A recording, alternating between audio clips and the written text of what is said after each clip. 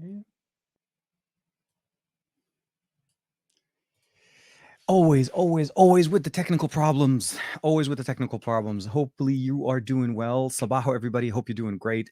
I already see Dan. I see Marilyn. Says Jimmy is in there already, as well as Greg, and of course, Ron Guido in there. And oh, for the love of God. Okay, sorry. I was about to say I lost the Nexus 6 one more time. No, I'm not going to do that. I do want to talk a little bit about this guy. This is well, let's go ahead and let the phone. Come on, Sony. Now I'm out of focus. Okay, so let's see. Can we get it? Can we get it? No. Okay. Sony doesn't want to focus on the Nexus because that's how we're doing it this morning. If there's a technical problem, we're gonna have it because that's how it's been. So sorry for the delay, guys. I hope you guys are okay.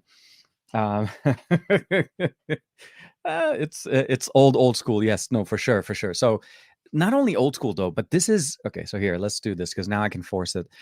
This is the Nexus 6. This is literally by far one of the major changes Google did back in the day when Nexus devices were smartphones, where not only did they go with a big, large format phone, had wireless charging for the first time, but also had stereo speakers and a headphone jack. And of course, it was one of the last ones made by Motorola. As you could definitely see, and if not, yeah, because Sony's not going to do this, you can see definitely the Motorola logo at the top. And I do want to say thank you very much to Greg because. So he sent this phone over to Juan, but Juan and I have had really bad I don't know how to say this correctly, but yeah, we're really bad at timing in the way whenever we do get a chance to meet up. And unfortunately, every time we meet up, we forget to, I forget to ask him and he forgets to bring it. So there's a whole bunch of things kind of going on.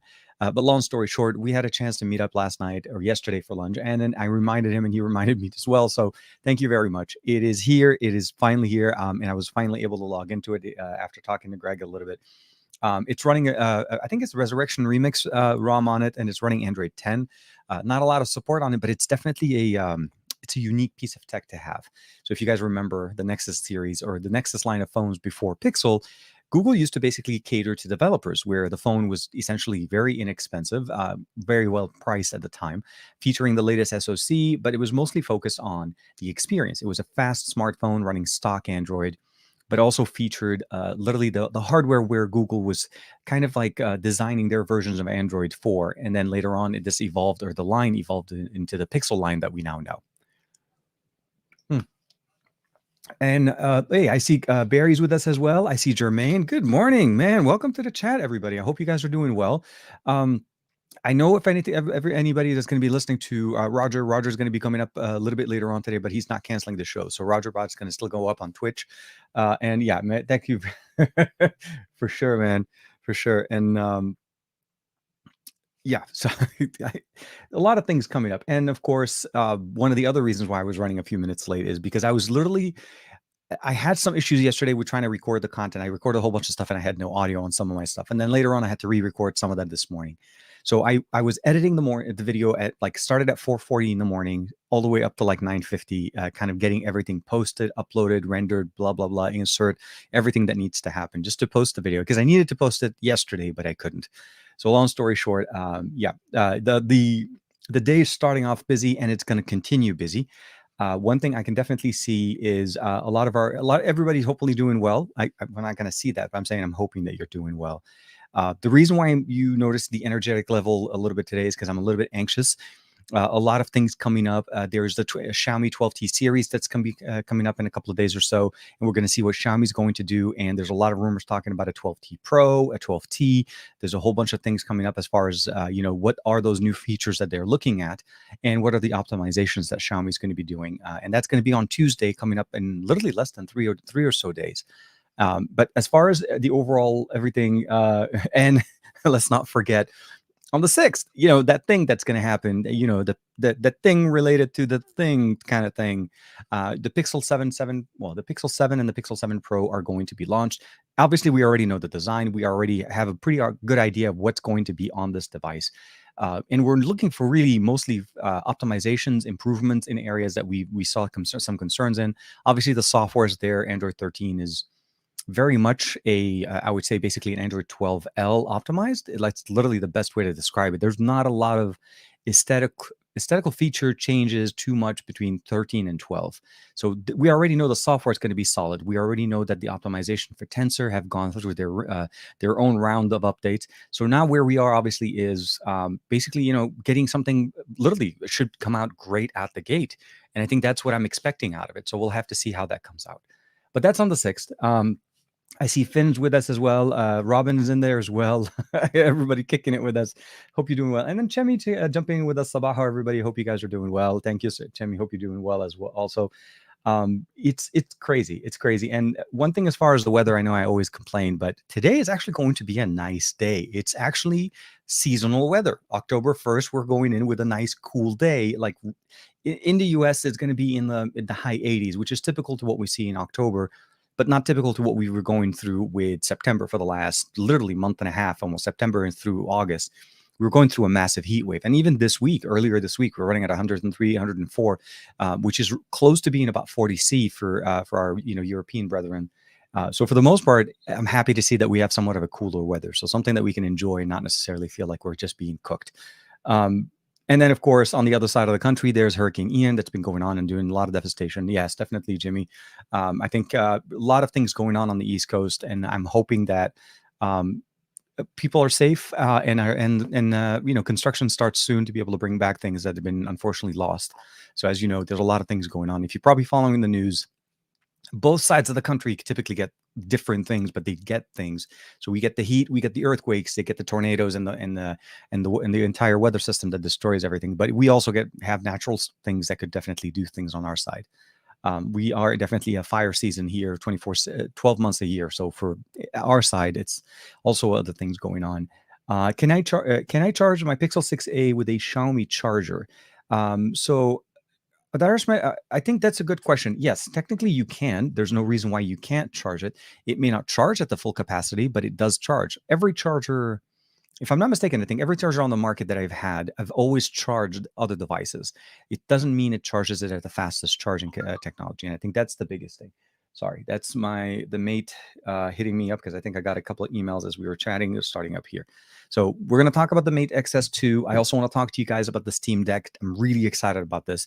I kind of hinted at it with the best of our week with Juan, but the reality of the matter is seriously, I'm really enjoying the form, function, and capabilities that the Steam Deck is offering and what it does for portability. Not to say that I don't like playing on PC, but the reality is being able to separate from being in the studio, being in the studio, or at least in my PC setup, allows me to be able to be more, free to do things at the same time. Like I can pause the game, go finish up, come back, play the game again. I bought about $100 worth of games so far, as I think I have I know I have a trip coming up soon. I want to make sure to have enough things on my Steam Deck to keep me entertained for over 5-hour flight. So the overall performance and how things are going to be really exciting. But okay, so here, let me jump in real quick. This is actually a really good question. So Greg said it does charge, of course, yes. So Finn Jacobs jumping in saying does the Mate XS2 have a desktop mode? Technically, yes. And I say technically because it's not a wired desktop mode. It's a wireless projection desktop mode. So you can wirelessly project to, let's say, a Samsung TV, any of the TV that allows you to project or cast to it. This should automatically allow you to do so. Unfortunately, that was the one thing that kind of surprised me when I was going through all of the feature set, because it has such a nice editor, right? The video editor that's built into their image, to their gallery app, is almost practically a full-fledged video editor with cuts, jump cuts, transition, audio tracks, pop-up, picture-in-picture, text overlays. All of the things that we typically expect from a mobile editor are in there. But we have no way to connect it to, let's say, a laptop dock and be able to basically use it like a PC. So that's not there. Maybe they'll be able to push that up later on. I don't know if it's a limitation by the USB port, but it does support it wirelessly. So it's there, but just not the way we have it, let's say, on the P50 Pro, or maybe even with the Mate series. Those are a more wired connection where you plug them in and it works really right out of the box. This one, you need to be a little bit more wireless, which, again, it's a step, but something that we can definitely appreciate. Although I'm not sure yet, because I didn't get a chance to test it out, if it does automatically launch if you're connecting it, let's say, to a Huawei display, because those also support wireless projection at a much higher speed. So that may also be a feature that I need to check. Ground attack or Dan's jumping in. Could charge the 6A with a with a potato if you could probably stay on a normal speed. Yeah, no, absolutely. It'll charge almost from anything. Got to go. We'll leave the stream on, but I have to go. have to go test. Ha ha ha. Yeah, no. Wonder what you're testing, Jermaine. Can you tell us? Well, I don't know. I'm only guessing. I really don't know. Hopefully he's whatever he's testing. I'm pretty sure we'll hear about it very soon. Understood. Understood. Very. We understood the lingo. Wink, wink. All of that good stuff. Dominic is in there. Hey man, hope you're doing well. I haven't seen you in the beginning of the chat for some time. Hey TK, Steam Deck is very useful for playing in bed. A PC can't do that, to be honest. I agree. I also find it very helpful. So here's the things. For me, my typical week involves a certain number of, I'm going to say, hours of me waiting for my son to finish a after school activity, either be it karate, be it swimming, be it going to a meet or something to that effect. So it requires me to be outdoors or be at least in my car waiting for some time in different situations. And typically, or at least in the past, what I used to do back when I first got the Tesla, I was very happy with the fact that I can watch Netflix, I can jump on YouTube and all of that good stuff. And that's great and all. But I mean, the reality at the end of the day, I can use my phone, right? As long as I'm sitting there and my phone is in my pocket, I don't really need it. I ended up also canceling the monthly subscription fee for Teslas, which is typically like a $10 charge for internet access in the car. I don't need double internet access when I have phones that can do that. So the long story short is now all I'm doing is I'm sitting in the car and I basically just start playing, man. I start it up, I play, I pick up exactly where I left off if I don't quit the game. And the reality at this point is not that I don't like the case, and I really like the custom, obviously Steam Deck original case.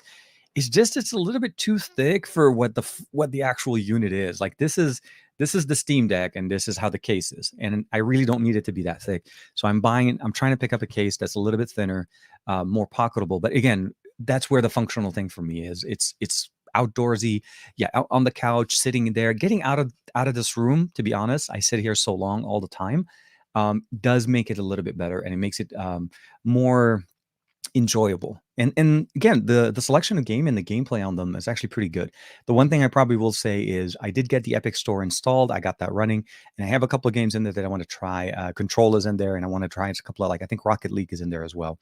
Um, but one thing I'm still not able to do is my Dragon Ball games. I'm trying to find a game that's a Dragon Ball related game to be able to play it on the Steam Deck. Most of them include those non-cheat functionalities, which disable them, or at least Steam doesn't support yet fully on their system. So it's a little bit of a workaround, but at this point, we're getting there. And I'm also starting to think about the mods, what I want to do. So I want to change the storage. I want to change the fan. I want to definitely improve the cooling. And I also want to probably get maybe custom joysticks on there to try to improve the experience overall and reduce the amount of lag, not drag, but there's some people complaining or saying that, drag may be an issue at some point when you had it for some time. I've only had it for about a week, so I'm not really stressing too much on it, but for sure. Jermaine getting the hand look for sure. Looks like all of these great people in the chat. Don't forget to like the stream as well. Thank you very much, Dan. I always appreciate it, and I really appreciate your support. But yeah, there's a lot of things to talk. There's a lot of, and I also want to talk about the fact that I literally just dropped the video for the GTR 4. It's a little bit of a long video, but I kind of went through everything that you needed to know about this watch, and it kind of covers also some of the stuff the GTS 4 has. Now, Juan dropped his video a couple of days ago, and in the video, I try to make sure to call out to say, look, you want to hear more about the GTS? Check out my buddy Juan. You want to hear about mine? GTR, it's here. So hopefully, if you have some time later on, please drop a like on that one and check it out for sure. But I always appreciate you guys spending your time with me on Saturdays, and I really miss the Saturdays that I don't show. But like last Saturday, I kind of tweeted out, and it's weird that we don't have community yet on YouTube for the Android Bay. I can't reach you guys straight up and say, hey, I'm not going to be able to make it today. I have to tweet everywhere else but the actual channel. So hopefully we'll get it soon. But as you know, swim season started up again. My son started swimming again, and I have to. It's weird, but we as a parent are required to volunteer for, obviously, to time or to provide some services around in the meet, so that they don't have to necessarily hire additional people, and it keeps the cost down. So all parents are required to, and if I don't volunteer, I technically get signed up automatically. So the story came in is I was one of the timers, and I had I think it was like about an hour and a half worth of timing that I needed to take care of there. Long story short, a lot of fun, and Omar did great. So that's the best part about it. Seeing him get better and improve year over year, and obviously, as he's just getting bigger, as you guys know. I mean, you saw the picture. That's right. You guys saw. He's practically my height. That's gonna be a thing. Um, okay, so let me see here. Dominic want it's a more grown up. Yeah, no, absolutely, Dan. Yeah, there are other games. Obviously, I'm enjoying more. I haven't found a good first person shooter yet. I'm really into those type of games, but I have open world games. I have some basically the Vampire Diary, not Vampire Diaries. I don't want to. Well, let's see. Hold on. Let's jump in real quick. I'm going to turn it on. I'll give you guys a quick list of the games that I have in my library right now that are installed. So Apex Legend is my library. I have Devil May Cry 2, no, Devil May Cry 3, I think. Doom, Dragon Ball Xenoverse. I have Kena, which is a new one that just came out. Mortal Kombat X. I have Rocket League, of course. Stray, if you are familiar with, I had to download it. It works great here. Vampire Survivors has been an addicting game, and of course, there's Drone Age. This is War Hunter. I think that's one of the helicopter games. Those are the ones I have installed that are compatible. And then, of course, I have other games in my Steam library that are not 100% compatible, but I have not had a chance to install them. But I'm keeping it to the point, with the exception of the helicopter game, I'm keeping every other game locally stored and locally ran so that I don't have to worry about internet connection, but I'm making sure to activate it before my flight. Let's say that. Javier, hope you're doing well. Hey, Javier Hidalgo, hope you're doing well, man. Ash, welcome back, man. Welcome back. Ah, man, this is really cool. Okay, Samsung should enable DeX on their inner screen for the Z Fold 4. I think that's a must. Yeah, I honestly think this is something that they've been missing out for a long time. We know that DeX exists on their tablet series. They use DeX as the UI element. You're able to jump into DeX on the tablet. Now, I understand it's a bigger home screen, it's a bigger display to start with. But even their smallest version at 8-inch, which is not that much bigger from what we get with the Z Fold 4, we don't, we get that option in there. There's no reason why we don't get it.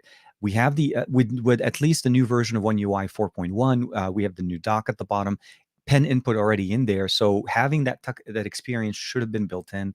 But right now they're limiting it to wireless and to wired connection. So you can have DeX. It's just not on the actual system itself. And you need to know about the fact that you can get DeX when you connect it to other things, like DeX on PC, DeX on an accessory like the Next dock or the UPerfect dock. Those things enable you to do things, but they don't advertise it. It's not on the spec sheet. It's not something that they talk about too much. And if they show it at their launch event, it's a blurb and they never mention it again. But it's a great feature for Samsung owners that I don't think a lot of Samsung owners know. They buy Samsung phones all the time, but they don't know that it does this for them. So yeah, DeX, always big fan, and literally one of the biggest features that Samsung does not cover and just basically has been going on its own.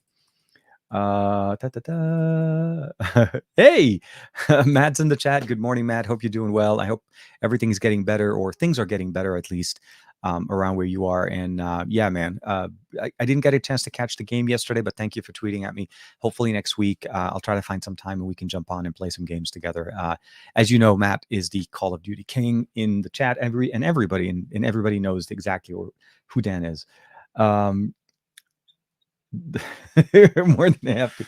No, absolutely. Yeah, I'm trying not to. I'm trying to keep it straight as much as possible. Oh my gosh, Steam Deck has several things right, even when it's not perfect.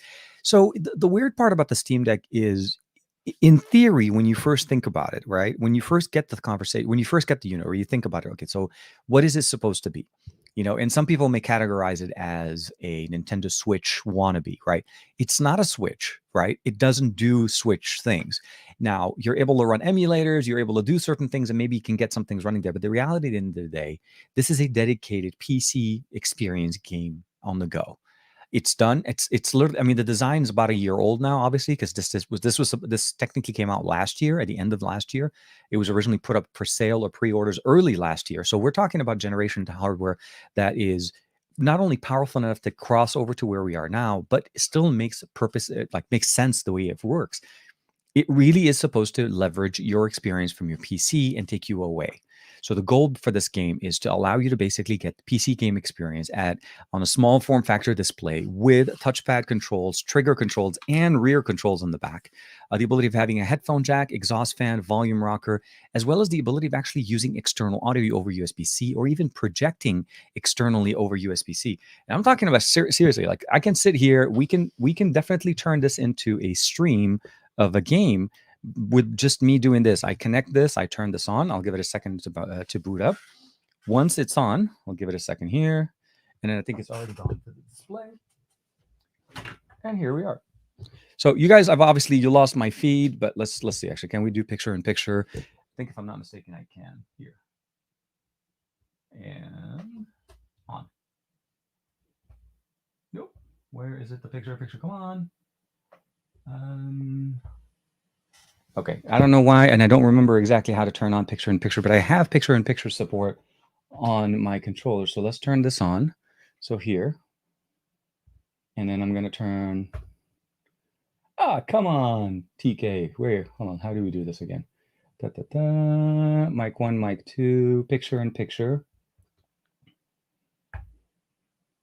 Okay, so it doesn't transition.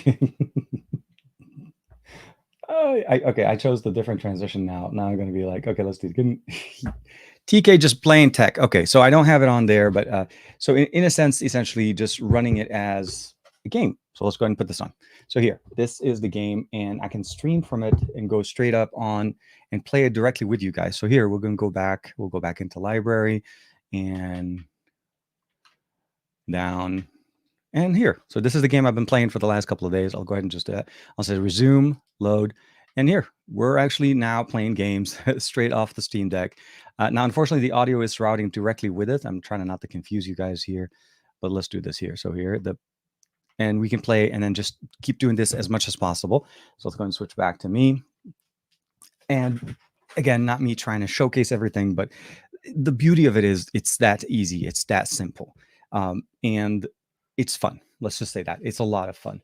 But yeah, definitely. If I can get Call of Duty running on this like pretty well, I would love to be able to play Call of Duty, because then anywhere, even if I don't think on the airplane it'll work, but if I'm waiting at the airport, I can play, Call of Duty on this. If I'm waiting for my son to finish, I can, get in a few matches and rank up as much as possible there. For sure. Always a lot of fun. Oh man. To pause the video. No, I mean, it's one of those weird things kind of going on. Usually get some of these tweets on Mondays. Yeah, no, it depends on how not only Twitter, but also kind of YouTube, like not notifying as many people. But let's go ahead and start kind of focusing on. Actually, let me finish up a couple more comments, and then we can jump into the conversation straight. Okay. So Dominic Wan said, "Did you got TK? Have you tried the ROG Phone 6?" So I've reached out to ASUS, and about a couple of weeks ago, they told me that they were going to get back to me in a week or so when they start getting some of their, I guess, first batch loaners back in. So I'm hoping to get my hands on the 6D. I haven't had a chance to. The last ROG phone I got a chance to play with was the ROG Phone 5 from last year while I was still working with XDA. So that's the last experience that I kind of got in there. And I think even the 5 at the time was still a very powerful gaming phone for what it offered. So the 60 coming in with a ROG phone that features the latest SoCs for capabilities. I'm excited to see what they've done. I've seen the Batman edition of the ROG phone, and I'm really excited to see. Hopefully, if I have somebody close enough for me to go check it out. But I've seen it in person maybe once when Joshua Vergara had it. And we were at an event together for Zenjer in LA. So I saw it for like a brief second, and it looks absolutely sexy. So yeah, no, for sure. Devices, ROG is, I'm loving what they're doing. Let's say that. I'm very much loving what they're doing. Here, so Jimmy Fire Dragon jumping in is, thankfully my Exynos S21 Plus, so this is from a couple of years ago, is fine now and has no more issues after a week of me having to force reboot it, and it gets only 2 minutes of SOT. Oh man, that's pretty bad. And then got a black screen of death. I'm wondering if it's somehow. I'm hoping it's not a corrupt, not just a partition, but like your internal storage is not corrupt. Or even if maybe just that the recovery maybe is having a problem if you're going straight into a screen of death within 2 minutes or something. Or honestly, from what it sounds like, if it's booting up, that means everything's okay. From the boot sequence, everything is running fine. You're able to get to your home screen, and if it only lasts for a couple of minutes, something is corrupt in your either in the kernel level or even on the system level that's causing it to have a massive crash. So something launches after you turn on your phone. I would try to turn it on and maybe start maybe a diagnostic, seeing what's launching, and then right away try to see if there's a way to basically catch it before it goes through. Uh, Overall, it sounds like it's something that is causing it to go into that blue screen, or basically the screen of death right away. But I'm sorry to hear that, man. The S21 Plus was a good one. Uh, Again, the S22 Plus is pretty much very similar as well. Dominic is, I mainly buy single player games so that the Steam is very perfect for me. And I think I would do dual boot with Steam Deck, and of course, and usually boot into Linux and obviously in desktop mode, and Windows a lot, so I can straight. There's a lot of options in there. One of the other differences that I like about the Steam Deck is the ability, or how easy it is to jump into Linux, to jump into desktop mode and run it like a desktop experience. It supports Bluetooth. It supports wired connections. So you can connect the keyboard and mouse, or you can wirelessly connect them there, and then basically use it as a PC, like a mini little laptop PC connected while you're powering it on and using it. The adapter that I have in here, which is really nice, this one actually came to me a long time ago from a Huawei laptop, but it supports HDMI out, USB-C in, and then USB-C out. So although I'm using HDMI out to connect to the stream that I was showing you guys, I'm able to plug in what's it called, USB power, and so I can charge the Steam Deck and use it to project at the same time, which enables me to basically have basically unlimited time. I don't have to worry about the battery draining when I'm playing. So it's very nice. And I went down to Vodafone UK shop on Sunday, and the guy served me. He said that they had never seen the same issue. No, absolutely, it's very uncommon. Oh, hold on. Dan, okay. So Dan said, I tried to play with Matt last night, but my game kept crashing when we entered the game. Yeah, it's you have, yeah, okay, so you get that. I get the audio problem. I still haven't figured, well, I take it back. I know how to fix the audio problem. I'll say this. I have to be connected via straight audio input into my computer, circumvents the Logitech X control wireless headset, and for some reason, that's where my issue is. It used to work at one point, and then it just doesn't work. Every other game, every other conferencing system works perfectly fine, but there's something to go with the Logitech control wireless headset and Call of Duty. But then if I use my wired connection headset, it works perfectly fine. They could hear me.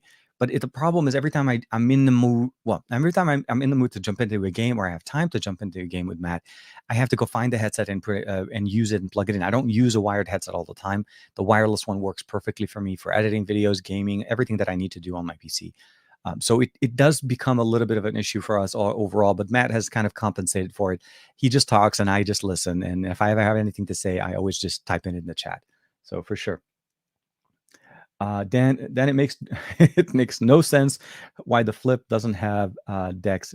That's pretty crappy. So I think it's primarily based on the fact that they just want to price cap. I'm not going to cap it, but I'm going to say a price block, because it doesn't make sense for me in the sense of, if the $700 or an $800 version of the S20 series, so that's S21, S22, or even S20 the standard one, they all feature decks. Why is it that a $1,000 version of the of a flip phone from Samsung doesn't? Also, why don't we have video out? The port doesn't support it. So Samsung purposely disabled those functionality out of it so that it doesn't become a professional level experience on that smartphone, which is what's going to basically keep this device separate from what the Fold does. So they're saying, look, you want a foldable and you want top-notch features, you need to jump over to the $1,800 side. But if you want a foldable that does reasonably well, and we're getting a little bit of improvements over year, then the Flip is going to be the thing that you go with. And I think this year is definitely better. They did fix some things in it, but it still is a device that you have to open up. You cannot use the phone the way it is without opening it up. So just to me still drives the question of, it's meant for a specific demographic, and it's literally honing in it for that, and it's not focusing on, in my opinion, the male users. I know a lot of guys that use them, but I just don't think of a phone like that kind of fitting the overall. Like if you're really a user, a pro user, and you need a phone to kind of work and do things with it all the time, I don't think the Flip is the one that you go with. You'd go with either a standard, 16:9 aspect ratio. Obviously not this one, but you'd go with a standard phone, or you'd go with a foldable that has an external display that is functional. I personally would probably say an external display that's functional like a regular phone. So here, so it saw my face and then unlocked. But we're talking about, and of course, Sony just does not want to. It just does not want to sync today. Let's go ahead and unlock. It's just really like, okay, if there are things that could go wrong, that is today, and we will do it today. Okay, let's connect and then get this thing going. So yeah, we're talking about this one. So here, the Mate XS2 is one of the devices that actually kind of mimic using. If you've ever used, let's say, a P series from Huawei, like the P30, the P40, or even the P50, you know exactly how the functionalities are going to be. It's a full size display. You use it, you get the benefit of it, and then when you're done with it, you can basically open it up and use it as a non-foldable. There are some accessories there also to protect the external display and the internal display. The case that they include with it is actually absolutely one of the better options that you can get on the market, as it literally protects the external display on the back when you're closing it, and when you open it, it gives you a little bit of a nice little grip to be able to hold the case from it as well, for sure. Was really going to show Matt up. Well, no. So I think what you guys need to do is maybe have Matt jump in on Apex, because Dan plays Apex a lot more than Call of Duty. I know, but yeah, Javier and me and TK play a lot a lot on stream. Yeah, it's always a lot of games, and I try to jump in as much as possible. And I love it sometimes because he gets on right as it's around like in the afternoon before my son comes back home. So trying to cut it in before things kind of get busy a little bit. Yes. So Pixels need Chrome. So I think what Greg is referencing is, so desktop experiences on smartphone has been different and depending on the ecosystem that you're on, and very few companies are actually investing in a desktop experience. So Huawei still has EMUI. Honor has the Magic UI. We obviously, LG used to have their own desktop experience that kind of faded, but it was based on Android desktop. And Pixels to this day, even though Google developed and may not be necessarily focusing heavily on the desktop experience on Android, they offer it, and you're able to see it in other devices that allow external display connection. But at the end of the day, Pixel still doesn't have a desktop experience, even though they're trying to optimize for tablets. And we're not, we need basically what Greg is referencing is, why not have Chrome, basically the Chrome operating system that we have running on desktops and PCs, as Chrome OS books, run as the desktop experience for, let's say, Pixels. That would be an amazing collaboration between two teams that already have a well-developed and well-designed system. The big difference, obviously, would be is that the design team on the Pixel side needs to incorporate external display support, because right now we don't. There's no way to externally connect a display with a Pixel, even for screen mirroring, and that's by design. So we want to see that. Will the will the Pixel 7 Pro or Pixel 7 feature it? I don't know, but I really would hope so. Even just straight up external display, because once you open that, the development side can do so much to try to bring in even getting Linux installed there, or maybe getting like, I don't think Ubuntu, but essentially getting like a Linux build to boot up in there, so you can definitely get something more of a desktop experience on that phone. Sorry, like lingered a little bit too long on that one. Dominic jumping back with thing. TK, one thing I don't like why Steam Deck doesn't have a kickstand like the Switch built in directly into that. So literally the first thing you see when you start looking at cases for it, that's the first thing they add in there. It's a kickstand. Absolutely. And the reason behind that is because if you're using an external joystick or controller to play games with it, you need to find a place to leverage it, because otherwise it's sitting flat. And depending on the angle and the version that you have, you don't necessarily have the best experience. So for sure, yeah, no, or especially if you're using it, let's say if you want to watch Netflix or something like that. Not that you would, but if you want to, you could. Um, yeah, some kind of an option to, as far as a kickstand, and maybe even open up a little bit of a vent behind that when you open up the kickstand. That would have been even smarter to allow better cooling. I will say that I like the way they set up the vent, that it's facing upwards and away from us, not towards our, like if you have it on your knees or if you're sitting in your lap, it's not going to be blowing air straight on you. It's going to be blowing it away. But it definitely, if you're not doing anything on it and you're using it, and let's say to just sit there for a second, you can hear it. The heat is definitely there. And it does, if obviously better cooling means runs faster as well, since it doesn't have to compensate for throttle for the temperature sometimes. But yeah, for sure. Vince, morning TK. Hope you're doing well, man. No, I hope everybody's doing great. I hope you guys are having a great day. I'm hoping the weather for where you guys are as well is also very nice. Dom is in there, of course. Yeah, Hidalgo. Hopefully, I'm not missing.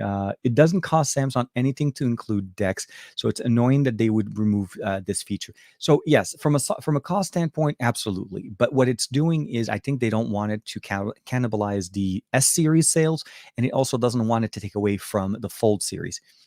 Some people buy the Fold for those features because of what it offers as far as the core experience.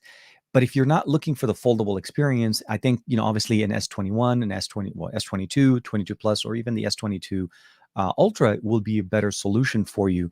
I just don't. I guess I'll say that back. I know some people will explain and be like, it's a pocket communicator. It's not supposed to be a pro tool. But Dex is included in all of the S series. Dex is included for many years on those, and those have been much cheaper. The hinge on the pick on this, I don't think so. From a hardware standpoint, I'll say this first for Dan's comment. It's not just a cost; it's also hardware for them. They need to change the hardware on the USB-C port to support external display support. It doesn't even support screen mirroring, so you can't even, like, seriously, you cannot do anything with that port other than just charge it and transfer data with it and use it for audio. There's no other function for it. So this is the biggest concern that we have. So it's hardware. Cost-wise, you're right. It doesn't cost them much. Once they add that hardware, that's for the most part, that's it. And will that cross that price over to over 1,000? I think people will pay the extra 10, 20, 30 bucks for that extra part if they're able to get Dex. And then leverage that. Explain that this is the coolest little Dex station that you can take with you on the go, and that you can connect it directly into a laptop or even to your PC monitor and leverage it, or even connect it to your PC, your normal PC, and run Dex on PC as a windowed application in there. So so much more functional things that you can do. But this isn't the story. This isn't what Samsung has been doing. We see Samsung now as what are they going to take next? Because that's how I feel. Like every time they make an announcement, I'm waiting to find out what is going to be missing from the experience and what is changing for us as the user, where we're still paying top dollar, but we're not getting as much.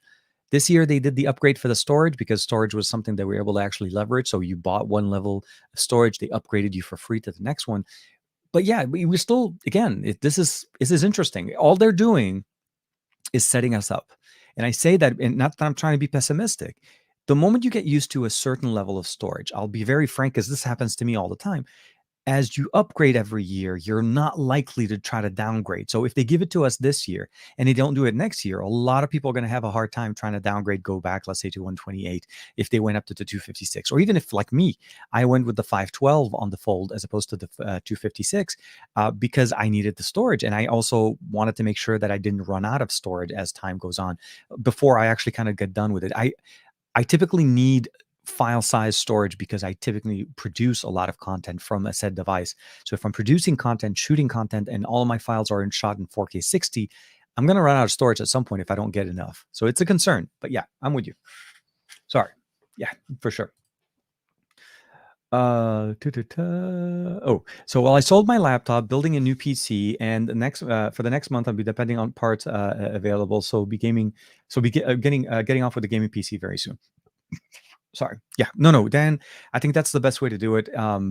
Yeah, it's been some time, and I think you've been using your system for I think for quite a while. So upgrading and going into something like that would definitely be helpful. And desktop PC also much easier to upgrade overall in the future, as opposed to having where the laptop you're pretty much limited to very few components that you can upgrade. So let's double check here. Yeah. So let's okay. Let me see. Okay, so yeah, I'm kind of. Let me see if we can comment here. Hope you do. Oh, okay. So Olu Wasium Wasium. Hopefully, I'm saying that. Olu Wasium. Hopefully, you're doing well. Thank you, man. Hope you're doing good. You can find get project. No, for sure. Who will buy a Pixel? I don't know who can buy one for you, Louis, but at the end of the day, the reality is the F4 GT is definitely one of the better gaming phones on the market, which I'm a big fan of it as well. Let me see here.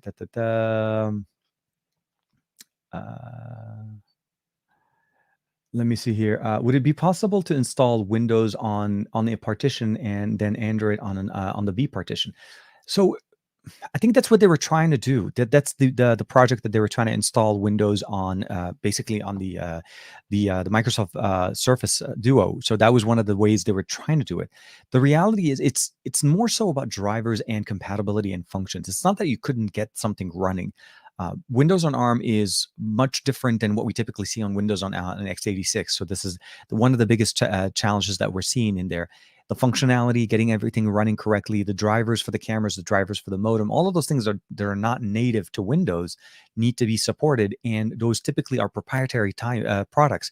That's what slows down the development. It's the fact that you know the modem driver, the controller driver, the camera drivers, the audio drivers, all of those things that you typically get on your PC when you first install it, when you install the build of Windows, and then you start plugging things to it. It's because every computer or PC manufacturer opens up their drivers and makes it available for Windows to make it easy to download and install. That's not existent in Android, and that's always been the challenge when we try to get or we try to port specifically ROMs from one device to the other. The biggest challenge happens is the drivers, and that's where some of the developers face issues, because they try to go with the open source version of the drivers, and typically those things are not 100% functional. So that's where you start seeing some concerns. That could also delay how long it takes before a device gets a specific version of a ROM, because the developer needs to do a lot more legwork basically to get it working. But yeah, can it work? Yes, possibly in theory. There's no reason why it shouldn't. As far as installing it, running it and making it run well, that takes more time. And again, that's one of those biggest challenges that we see right now is, do you want to run, like, what would be the ideal running operating system in conjunction to Android right now on a smartphone? I think with the fact that we've incorporated the Play Store functionality into Chrome OS, the fact that we already have Chrome installed on our devices, there's no reason why Chrome OS wouldn't be a functional system to run on top, or a parallel level, like you said, an A and B partition, give one to Android, give one to Chrome OS, and allow us to switch between the two and connect them to an external display. That to me is a functional tool that a pro user would want. So give that functionality and maybe allow us to do that, even if it's wireless. I think that's still a function that we can benefit from. But right now, I think Google's main focus is on simplicity as far as basically the ability of taking out your phone out of your pocket and snapping a picture and getting a perfectly looking picture though every time, and knowing exactly what you're going to get. Large display, great stereo sound, audio experience. They're really well balancing. Well, they're balancing well what they're doing with these devices, but they're not focusing on giving us additional. Like, we still don't have a pro mode in the Pixel app, in the camera app, and I think it's because that's not the focus. That's not the direction that Google wants to go. So I hope for it, and I hope we see it. But again, where we are right now, I don't really see that coming up in the near future. They want to keep Chrome OS running on its own, and it runs very well on even not as powerful the hardware. I don't know why I blanked on that one, but yeah, for sure. Let me double check here. Jimmy, oh, sorry, partitions. Sorry. Yeah. Partitions. The dual boot won't be. So dual boot won't be okay. So yeah, depending on the device that we're looking at. I think Greg was jumping into that as well. So let's talk a little bit about Xiaomi and what's going up, I think, in the next couple of days or so. The overall experience that we're getting there, I think, if I'm not mistaken, so here, where did Greg? You actually have to repartition the memory on the. Yeah, no. Again, there's a lot more things going on top of that. The 12T series, the Xiaomi 12T series, from what I've seen, at least online at this point, it looks like there's going to be a 12T Pro and a 12T, both going to be featuring some interesting approach. At least Xiaomi's talking about the fact that they're trying to leverage focusing on hardware and software, not necessarily just on hardware. So there's going to be some optimization. But one thing we want to keep in mind, this is the T series of the devices. So this is, I don't think it's intended to be better than the 12 Pro that we saw earlier. It may be, I think, I'll take that back. I'm not speaking to the 12S series, because the 12S series never came out. It came outside of China. So the S series stays in China. The standard Pro comes up in the US. Well, not in the US, internationally. And then now we have the T series coming up. I just want native 2K. I want native 4K 24 frames per second on a Pixel. I wish we can get those for those levels.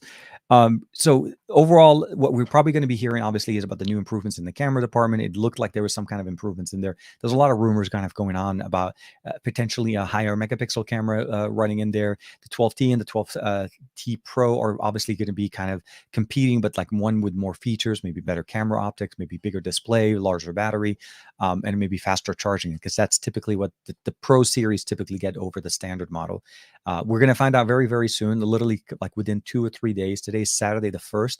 And I think, if I'm not mistaken, the launch event is on Tuesday. If that may be I want to say that's the 3rd or the 4th. Sorry, Tuesday the 4th. Only high end on the high end SKUs for sure. Oh, okay. So I love it. Finn, Jimmy, and Dan are going back and forth on there. Now, the other thing, as far as what we got with the Amazfit this year, is the GTR 4 and the GTS 4 are very competing. Well, they're not really competing very much against each other. They're really fitting two different form factors.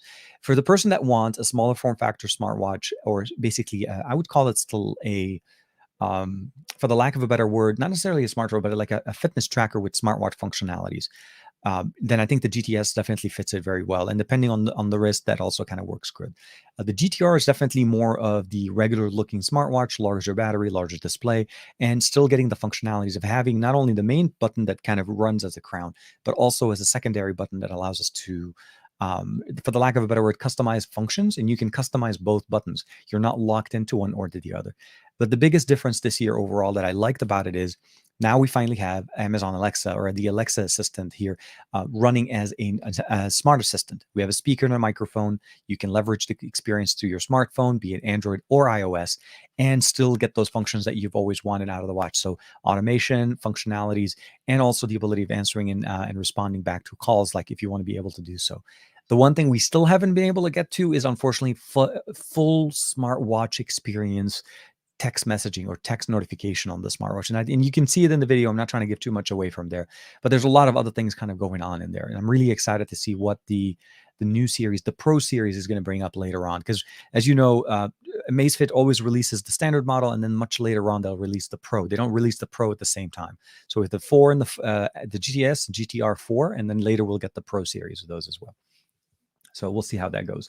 But I'm going to need a motherboard after the 13. Again, oh man. So Dan looks like he's getting almost the entire system. That's going to be a lot of parts.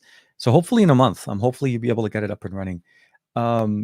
Finn's jumping in here. Imagine a hypothetical Samsung DeX with full desktop OS apps like Word and basically in functionalities in there. And then the mobile apps, and it would be basically as optimized for a bigger screen, and they're already on laptops. I think it's not very high. So the reality is, we're not really running optimized apps like desktop apps on Android yet, right? This is the biggest thing. We're running them as apps. So right now, almost everything that you're able to run on your smartphone can run in DeX. DeX support is much bigger than some of the other desktop experiences that we have on the market right now, because it's been developed for the longest time. This is the biggest benefit of having DeX and why we want to have it on more devices. But the challenge that we always get with Samsung DeX is the fact that you need an accessory to run it, or you need it to plug into a PC to run it, or you need to be able to, wirelessly connect it to do something, right? Natively, it's not something that functions. At the end of the day, the overall experience, once we get that, like that hypothetical experience that you're talking about, I think that's where it would be more beneficial for Samsung to start basically pairing a smartphone with a tablet, a smartphone, or with one of their experiences, like one of their lower powered Chrome OS books or something to that effect, and leverage it there. Allow us to run DeX from the phone on those and make it a powerhouse. Because then you can save money, buy the more expensive phone, not as expensive of a laptop, and then leverage the power of your smartphone. And every year when you upgrade your phone, your laptop gets better, even though the laptop may be a year or so older or so. So I think there's a benefit for it. There would definitely be a market when you start explaining it that way. And I think a lot of people will benefit from there. But for some reason, Samsung loves to keep that segregation between the product brands and their categories. So they don't want their Chrome OS laptops to compete too much with their Windows laptops, because then those are more expensive. They don't want their S series to compete too much with their Fold or the Flip. So they give them each their own little compartmentalized experiences, and forcing us to go from one section to the other to get the experience that we want and get the functions that we want out of them, which is really weird. Uh, Yeah, definitely for the case on there as well. So at the end, the last thing I also want to talk about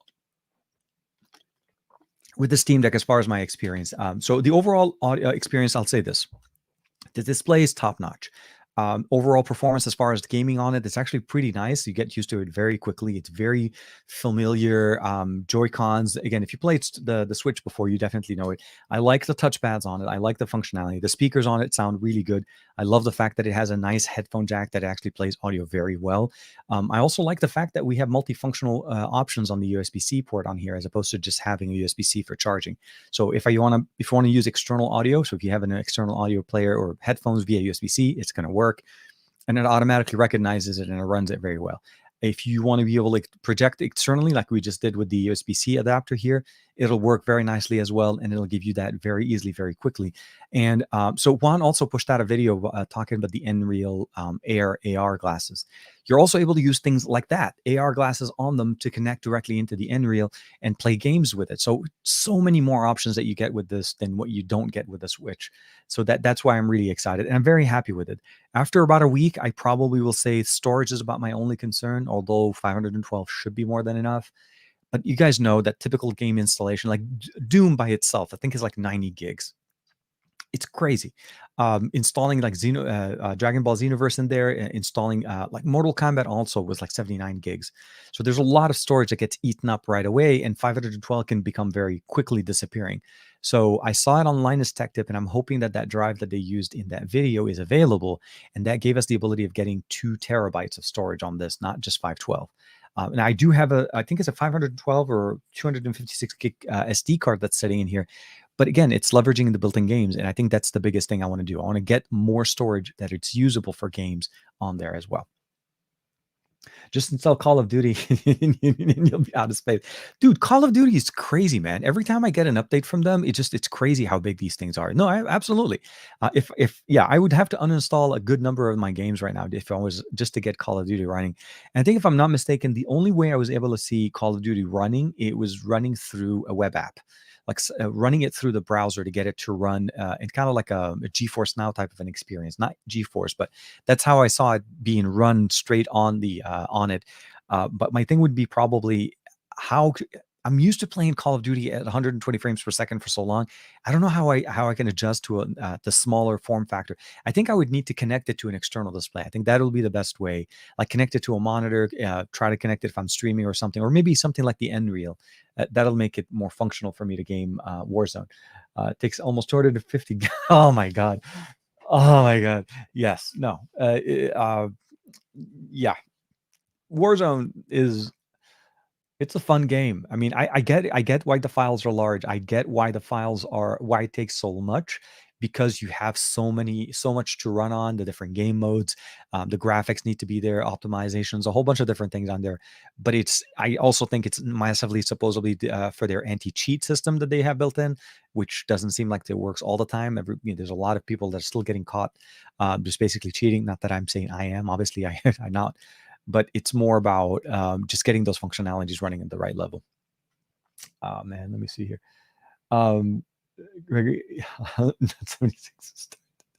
No, I mean, just think about the fact of what you need to be able to install like the average games that we get. I mean, this is where the benefit of getting games that run on discs, like on like a PlayStation, on the Xbox, if they definitely downloaded a number of their libraries onto the actual unit and they keep the rest on the disc. So it's more of a page system. So it pulls on it whenever it needs to.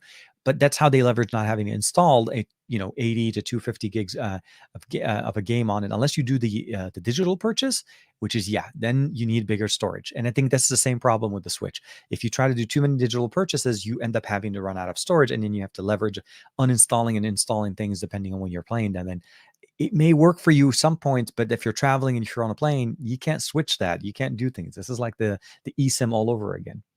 On my PC drive, I have 1 terabyte. Yeah. There's so much more content, costume, weapons, maps, and all of that, and it created all the bugs as well. No, absolutely, the bugs come. It's a feature. It's a feature that they need to fix. The way I look at it.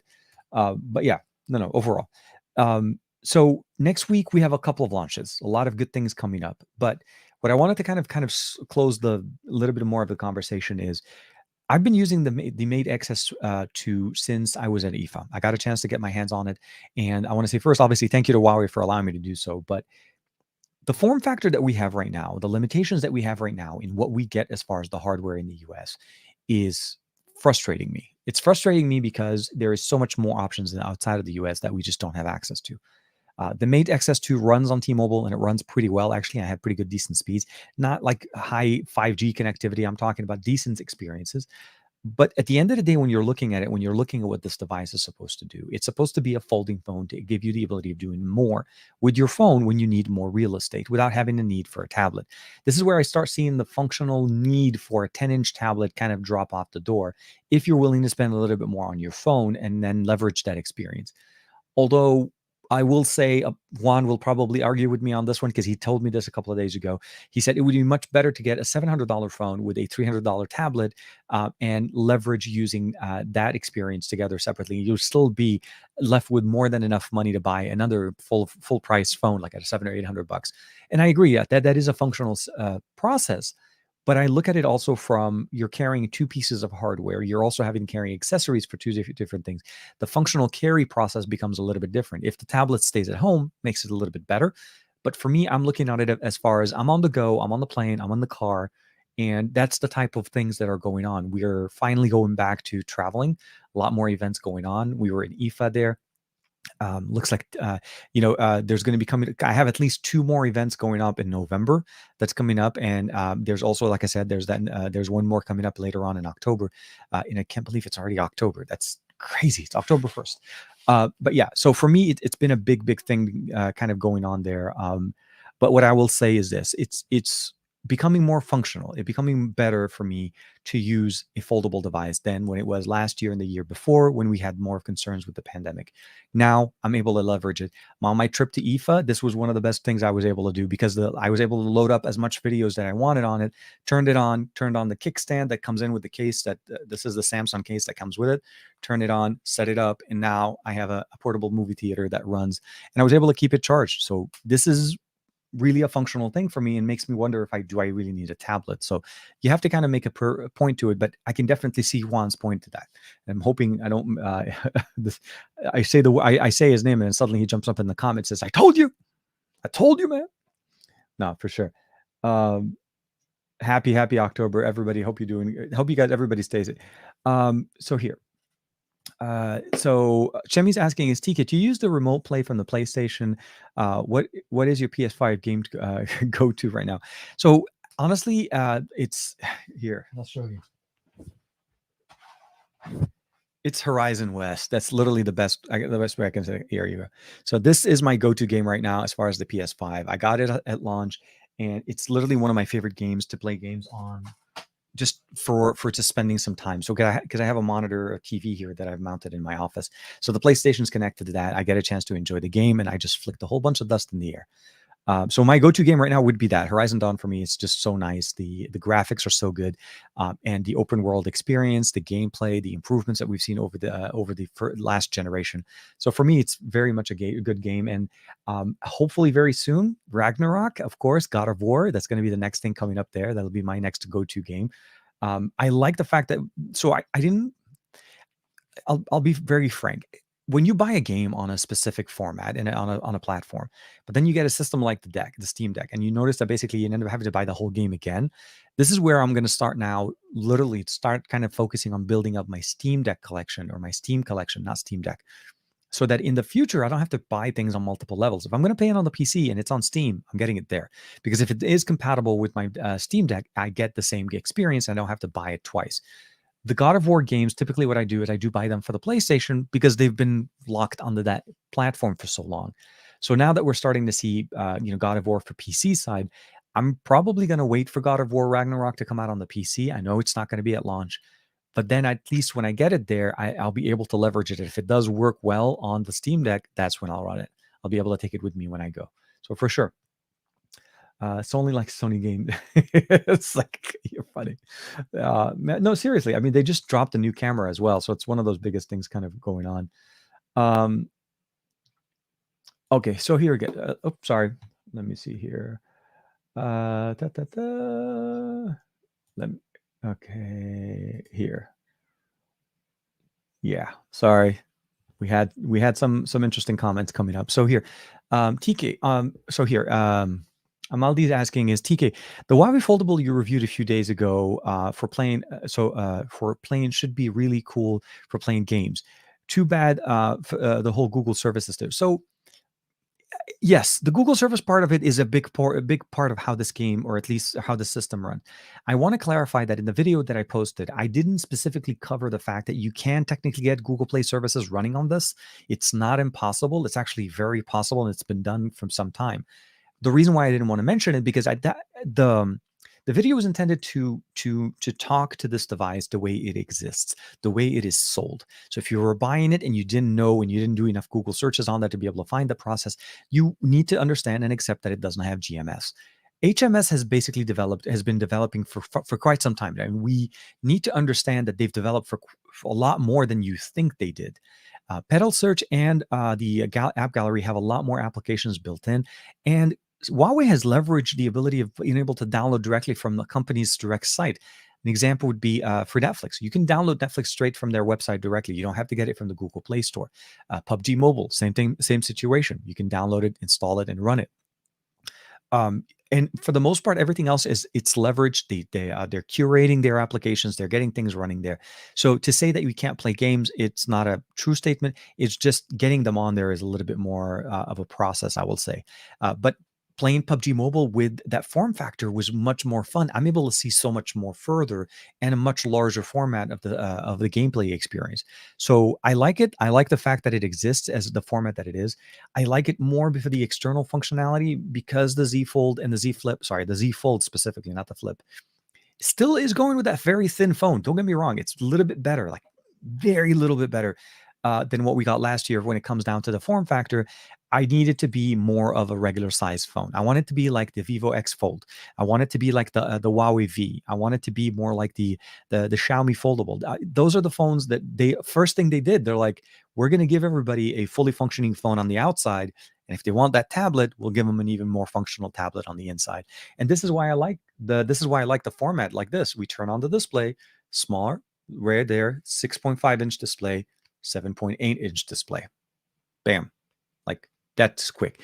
Now, you have to accept the fact that this is using an external display. So meaning this actually is the display is always exposed at all times. You need to make sure to protect it as opposed to where with the Fold, the external display is glass. Now, Huawei does make a phone like the Fold, and that is available also.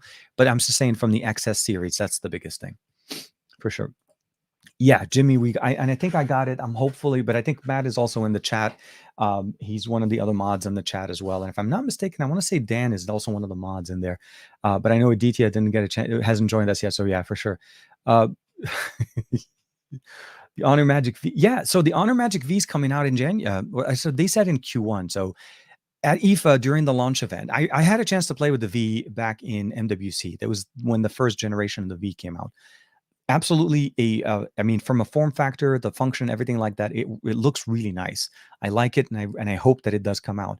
And it looks like though Generation 2 is going to be coming out, not Gen 1. But again, we have a lot of options that just some of them are in China that just never leave. Like the 12S Ultra. Juan's favorite phone that exists purely in that market. I haven't been, I mean, I'll say this. I have asked and I've begged to try to get my hands on one of them. And it's going to come down to basically me selling a whole bunch of phones to be able to try to make money to get it. It's down to about $900 right now on Swappa here in the US, and it's a used version. But Juan also kind of makes a good point that if you just go for about $100 a little bit more and buy it straight up as a brand new unit, you don't have to worry about scuffs. You don't have to worry about any potential concerns or anything like that buying a used one. And it makes perfect sense. So I may have to kind of keep that in mind when we're looking at it. But yeah, so again, for me, what Huawei's doing is really leveraging their technologies that they've had. The cameras on that one is actually pretty decent as well. Really good cameras on the back, and they included now a front-facing camera, which wasn't there in the original XS Huawei foldable. And the big difference here, obviously, is that you don't have to keep using the main sensors on the back. Although I still feel like you should just use it anyways because of that nice little function that they added into the camera. So like right now, if I want to use the camera, you can see me right there, right? But if I want to be able to leverage the main sensors in the back and still see myself, you can actually, okay, again, this is Sony, Today does not want to do it. See, and you guys could see this is exactly how it is. And you're still able to see the same experience. And I'm able to see myself doing the whole thing. So for me, the biggest thing about this is just function. It serves so much more. The editor on this thing, the video editor is crazy good. That one feature for me, honestly, from a content creator, is the absolute best feature in this because it's a one-stop shop for content creation, consumption, and also production. This is a big thing that we always talk about why we want more functionalities out of our phones is because we want to do more with them. We want to be able to edit more and not have to pay $120, $130, subscription fee because all the video editors now, the good ones, are all subscription fees and they're all like $10+ a month to be able to use them. And don't get me wrong, if it's your livelihood and it's your job, I definitely would recommend a yearly subscription. But on the average person that just wants to be able to take a few pictures, post something on social media, maybe create a couple of reels here and there, it becomes overwhelming and it becomes expensive. So having things like that built into obviously the XS2 is I think it's like $2+ phone, over $2,000 phone, is a benefit. And I like the fact that they focused on giving a better user experience for production. And I love the fact that it's in there. So yeah. So Jimmy said, yeah, Q1. Oh yeah. Always that much later for us international folks. Yeah, it depends on more than likely there's a good chance, at least from what I've seen on Ice Universe. So I don't know if you guys follow Ice Universe on Twitter. He's speculating. He's saying that basically potentially not early, potential new devices that are going to be running the 8 Gen 2 or the next SoC coming from Qualcomm will be releasing at the end of this year. We're no longer in the point. Remember back in the day where Xiaomi would make the announcement, say that they're going to release the phone and they would release it like the first few days in January in China. But no, now it looks like we're probably going to see a phone coming out later this year, like at the end of this year. And there is a possibility, yeah, it'll probably be a China release only first, and then it'll go into the global market a little bit later. But yeah, I mean, at the end of the day, my hope is the price for that V from Honor is going to be the right price. As long as we get it and it becomes affordable in a manner of where people can see the benefit of what this is going to offer and don't find the price too, I guess, too far off from what they are able to be comfortable with, I think we'll have a better functionality. I hope Honor also does release more of a smaller, compact version that they can use. I know Huawei started releasing the smaller clamshell style with their P series. And I'm hoping to see that Honor kind of, not to say that they're following the same hardware, but they follow the same suit. We want to see more. TCL last year scrapped the project Chicago that was supposed to be a competitor for the Z Flip 3. That didn't happen. So, and we haven't seen anything yet this year. I know at the end of the 2022, and we still haven't seen a Z Flip 3 competitor from them. So we'll have to wait and see what other companies are going to be putting out. And I'm hoping that they'll bring them to the US, unlike what we saw with Motorola releasing their foldable although in China, and no word as far as when the US release is going to be there. So we'll have to see how that goes. The 8 Gen 2, I heard that the rumors or the Vivo doing that with the X90 series. More than likely, I think that's where the X90 is going to be. I think at the end of the day, when we see the functionalities that they were originally teasing us, or the rumors that we thought the X80 Pro Plus was going to be, it didn't really make sense overall why they would release an entire device just to I mean, because don't get me wrong, the 888 or the 8 Gen 1 are very powerful devices. The Plus series are typically overclocked version or barely overclocked. There is a substantial tangible difference between the 8 Gen 1 and the 8 Plus Gen 1 just from going from Samsung to TSMC. There is a benefit there, but it would I don't think people that bought the 8 Gen 1 are going to basically jump on and buy the 8 Plus Gen 1. So at the end of the day, they really would have cannibalized what the X80 was going to do and was offering already to people in the market. So that's where I'm looking at it. I'm looking at it as they did the right decision. Going to the X90 would make more sense. And also people anticipate the next X90 a little bit more now, as opposed to saying I should have jumped on the X80 Pro Plus and not getting the X90 at that point. You know what I mean? That's the biggest thing that we get there. For sure. And Chemi, as always, I love the fact I always keeps us on time as usual. It is getting to that point in the chat. Davin Davis is in the chat, man. I hope you're doing well. For the TKception, I don't know if you guys are familiar with it or if you've seen it before, but there is this nice little visual thing that we do on the chat to be able to highlight some of our, supporters, chat members, and everybody joining us on this beautiful Saturday and every show on a Saturday to talk more tech and everything kind of going on there. So with that being said, you'll probably start seeing some hashtags coming up in the chat, and that's going to be basically talking about, hashtag TKception and so on. And I'll show you guys what it looks like. But for sure, the biggest thing for me next week is going to be Xiaomi's announcement. I want to see what they're going to offer for the T series. Does it justify what we've been hearing from them as far as basically optimization between software and hardware? Is this going to basically make it maybe even a better device than the 12 Pro? I guess that would be for me, because this is the 12T Pro and the 12 Pro, and it just sounds so. The naming convention alone aside, the new Pro and the new standard phone are going to be obviously offering us unique experiences from Xiaomi. But the biggest thing is obviously I want to see the optimizations, the improvements, and obviously, maybe we'll hear more about Android 13. I want to hear more about that as well from them. And of course, let's not forget Pixel series coming up very, very soon on October 6th. And that's going to be obviously a big thing coming up for Teampixel. Hopefully, we'll be able to talk about that. Juan and I are literally counting the days to find out, basically more about the Pixel 7 series and how things are going to go there. But with that being said, let me go ahead and put it up on this side. What phone are you selling? So depending on what phones I need to get rid of at some point, but the phones I typically sell are the ones I'm able to buy and sell quickly so that I don't lose too much money when I'm done with them. But some of them I do need to keep them because of reviews, but we'll have to see how that goes. Okay, so with that being said, let's go ahead and do this real quick. And I think Chemi was the first one to jump on this. Let's go ahead and bring him on. And we're going to say share screen. Come on, let's do this second screen. Okay, 1, 2, 3. Bam! Come on. Yeah, the timing is always off. Thank you. Thank you very much. So thank you very much, Chemi, for everybody and everybody else for kicking out with us on this beautiful Saturday. TKception, TK Stream Deck, TK Portable Gaming, TK Tesla Bay, always, of course, and Team Omar, Team Aqua Omar, always. Team Aqua Omar for sure. Thank you for everybody for hanging out with us. Davin Davis, TK. Yeah, no, for sure. Greg, TKception, TK the man. Obviously, hope you enjoyed the Nexus 6. Thanks, man. Again, thank you very much to you for not only. Okay, so here I didn't know it was a white one. I'm not gonna lie. This is seriously like it made my day. It absolutely made my day, and I feel so bad now that it took this long to get to me. Although it was not that far from me for so long. But thank you very much, man. Always appreciate it. Thanks for Dan for hanging out with us as well. Davin Davis jumping back in with TKception, TK Roots to Tesla. Leave my sim tray alone. eSims, come on, people. Grounded Tech, hope you're doing well. And hopefully you'll be streaming this weekend also some gameplay. Absolute legend there. Very, very nice.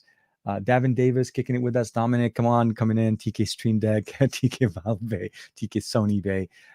Speaking of which, so I decided to buy the Xperia 10 Mark IV from the UK. So hopefully you'll be here before next week's stream. So we'll get a chance to talk about it on Saturday. I want to check it out with you guys. I'm actually interested to see what the 10 series offers.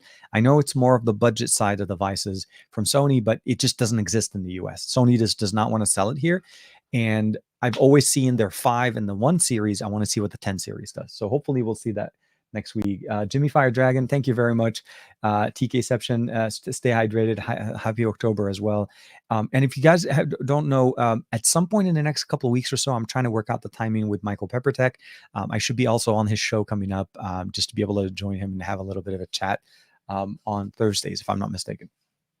And of course, Barry Johnson, thank you very much. Marilyn, thank you for hanging out with us. Dan, Dominic Juan, everybody kicking it with us here as well. Jimmy, everybody new that hasn't been there, Greg, all of that. I want to say, of course, thank you very much for hanging out with us and spending your time on this Saturday, and hope you guys have a great rest of the weekend. And of course, we'll catch up with everybody on Monday for the SGGQA on Juan's live stream. And of course, the Android Bay next Saturday and the best of our week on Thursday next week, talking about basically all the exciting stuff. Hold on, let me double check. I think if I'm not mistaken, yeah.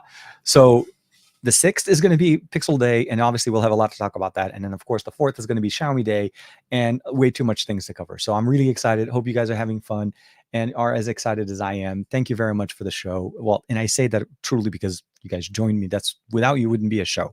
So if you're catching this on the replay, please make sure to check out. There's also an audio podcast version of this. If you like the show and you'd like to hear more about it, I really, really appreciate if you guys like to subscribe and hit that bell icon so that you know more. But with that being said, thank you very much. Stay safe and be safe. And I'll see you next week for another episode.